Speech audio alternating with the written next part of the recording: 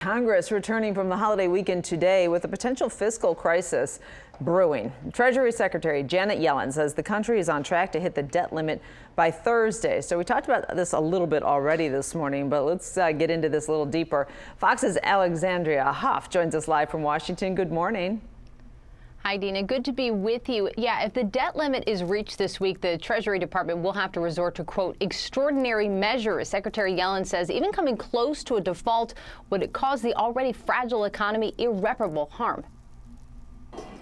Last-minute accounting and budgetary tools are poised to be deployed as soon as Thursday. Tactics to buy some time until Congress can pass legislation that will either boost or suspend the nation's $31.4 trillion borrowing limit. Treasury Secretary Janet Yellen warned Congress in a letter that these, quote, extraordinary measures will be exhausted by June. The debt ceiling is no doubt going to be a knife fight. A new Republican-led House has signaled that it will only consider increasing the debt ceiling if spending cuts are secured. If you had a child, you gave them a credit card, and they kept hitting the limit, you wouldn't just keep increasing it. But Democrats in the White House say that they're unwilling to reduce spending on priority programs. It is one of the basic items that Congress has to deal with, and it should be done without conditions. Democrats argue that Republicans were on board with increasing the borrowing limit 3 times during the Trump administration. Using the debt limit as a lever to gain some sort of political advantage or some policy change really doesn't work well for them and terrible for the American economy. The nation's only credit downgrade was dealt back in 2011 under similar political conditions.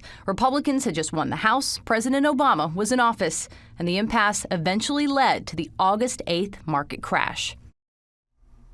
Now, Congress does have a pattern of raising the debt ceiling. Once the Treasury starts moving money around, lawmakers will have just a few more months to negotiate before a potential default, something the U.S. has never done before, Dina.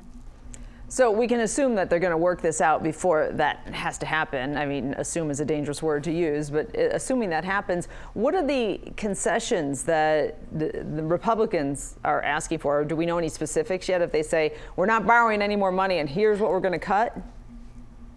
Yeah, so Speaker McCarthy, he did say that he finds a possible route here for compromise to be a possible spending cap for government spending. And if that is then granted by the Democrats, he says he would consider raising the debt ceiling just temporarily, though. So we'll see if that's something that the other side goes for.